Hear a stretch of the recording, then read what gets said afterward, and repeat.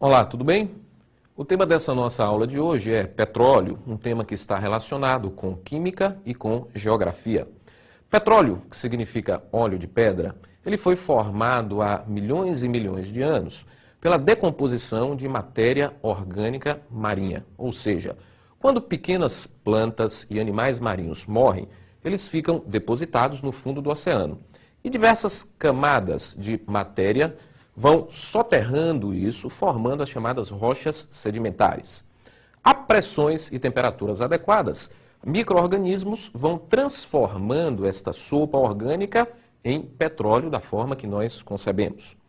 Assim que o petróleo é descoberto, existe um estudo de viabilidade econômica da sua extração, de forma que, se for economicamente viável a extração do petróleo, aí este petróleo ele vai ser retirado e vai ser mandado para uma refinaria, né? Chegando na refinaria, o petróleo ele vai ser separado em suas diversas frações por destilação fracionada. É bom lembrar que petróleo não é uma substância pura. O petróleo é uma mistura de diversos hidrocarbonetos, desde hidrocarbonetos de massas molares muito pequenininhas, até hidrocarbonetos de massas molares enormes, compondo, portanto, uma vasta gama de substâncias diferentes derivadas de petróleo. Observe pelo diagrama que o petróleo ele entra pré-aquecido na parte mais baixa da torre e os componentes mais leves, aqueles componentes que apresentam o menor ponto de ebulição, são vaporizados subindo pela torre. No topo da torre são retirados os materiais mais leves, como o GLP, ou seja, gás liquefeito de petróleo. E na parte mais baixa da torre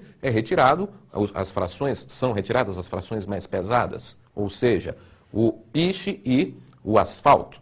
Percebam vocês que entre o topo e o fundo da torre, nós temos ainda diversas outras frações derivadas de petróleo, que são frações importantes. Eu poderia destacar a fração de éter de petróleo, a fração de nafta, que nas indústrias petroquímicas, por craqueamento catalítico, produz gasolina e produz eteno, que é uma matéria-prima básica para a produção de plásticos. A própria gasolina, propriamente dita, utilizada como combustível de aviação, como combustível de automóveis, e o óleo diesel, utilizado também como combustível para movimentação de caminhões e navios. Temos também óleo lubrificante, piche e asfalto, dentre diversas outras frações. É importante lembrar que destas frações citadas, as frações que apresentam maior valor agregado, ou seja, comercialmente falando, as frações mais importantes, são fração de gasolina e fração de óleo diesel.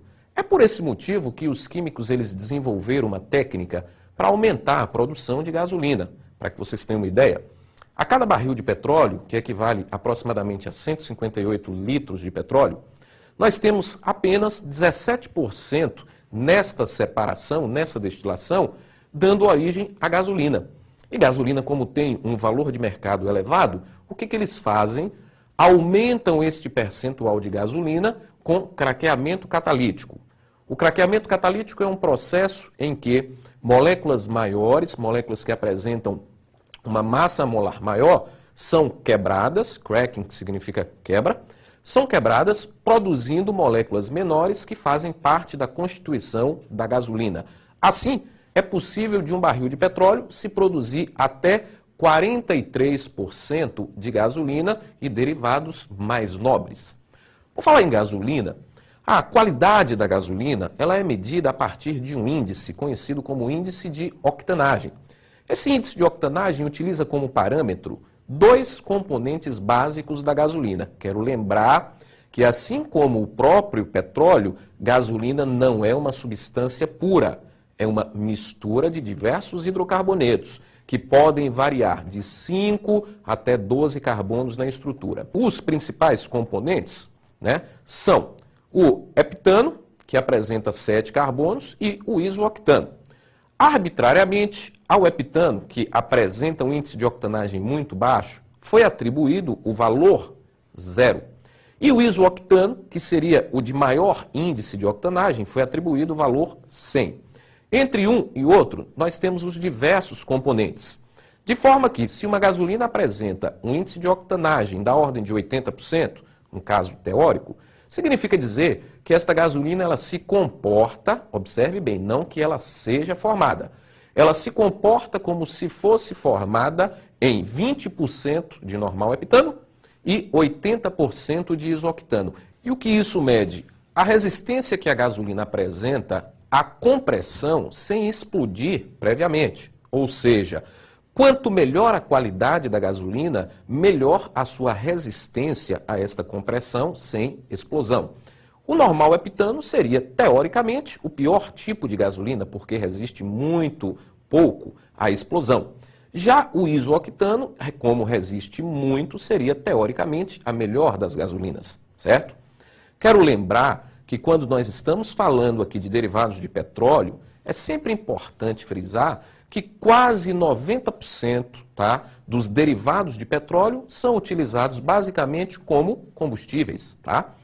O restante pode ser utilizado na fabricação de plásticos, ou seja, os polímeros sintéticos, na fabricação de fertilizantes, na fabricação de alguns medicamentos, mas a grande maioria dos derivados vai exatamente para combustível.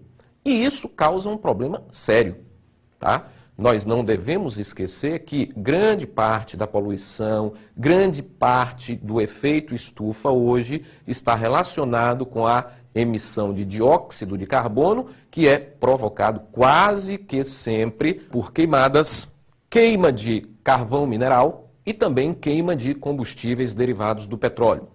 É sempre bom lembrar que todos esses materiais, quando desprendem para a natureza dióxido de carbono, contribuem de forma efetiva para o aquecimento global.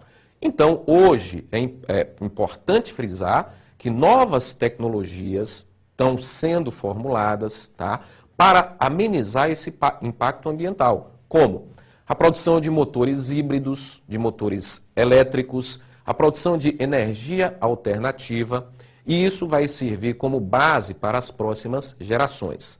Lembre-se bem, em nossa aula de hoje, nós estudamos basicamente a origem do petróleo, nós estudamos também o processo de refino do petróleo, a separação do petróleo em seus diversos componentes, estudamos aqui a aplicação das principais frações de petróleo e também a nossa consciência ecológica em relação a novas energias alternativas que estão surgindo. É importante também que a gente não deixe de estudar biodiesel, né, que é um tema extremamente atual, e também não podemos deixar de esquecer a importância que tem esse petróleo economicamente